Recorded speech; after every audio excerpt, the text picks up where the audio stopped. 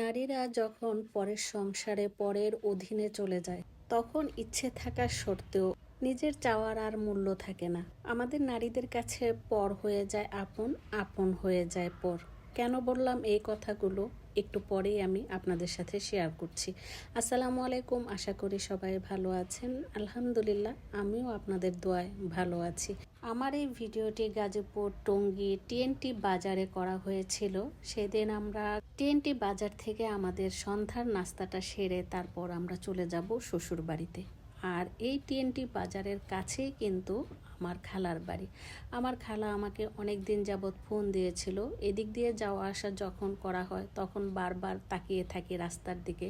খালার বাড়ির রাস্তার দিকে তাকিয়ে থাকলেই তো আর হবে না, স্বামীর দিকেও একটু খেয়াল রাখতে হয়। তারও অনেক কাজ আছে, কাজের চাপে থাকে। তাকে বললে হয়তো অনেক সময় নিয়ে যেতে পারলেও অনেক কষ্ট হয়ে যাবে, এ কারণে আমি সবসময় বলিও না।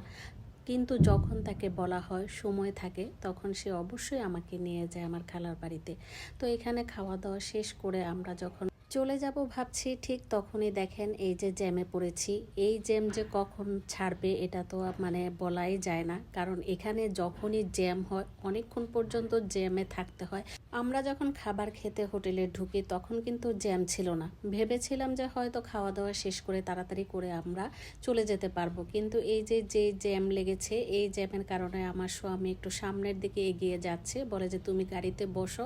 এদিকে তো আমি গাড়িতে একা একা বসে আছি, বেশ অনেকটা সময় পার হয়ে গেছে। তারা দুই ভাই মিলে যে বের হলো এখনো আসছে না, তাই আমি একা একা কি করব, একটা ভিডিও বানিয়ে ফেললাম। যদিও এটা রিলস ভিডিও, এখনো পর্যন্ত আমার আপলোড করা হয় নাই। আর এই ভিডিওটা কিন্তু আমার বেশ কয়েকদিন আগের।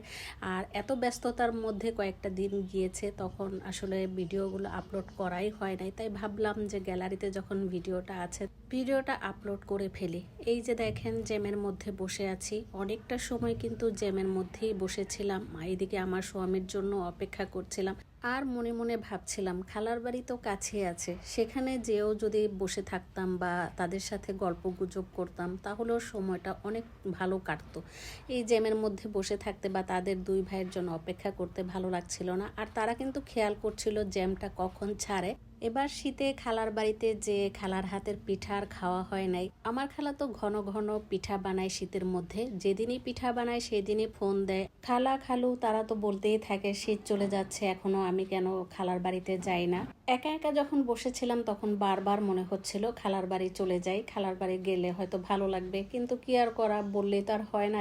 টিএনটি বাজারের এই ভিডিওটা যদি আমার ভালো লেগে থাকে তাহলে অবশ্যই লাইক কমেন্ট শেয়ার করে পাশে থাকবেন। আপনাদের সবার সুস্বাস্থ্য ও মঙ্গল কামনা করে আজকের মতো বিদায় নিচ্ছি। সবাই ভালো থাকবেন, সুস্থ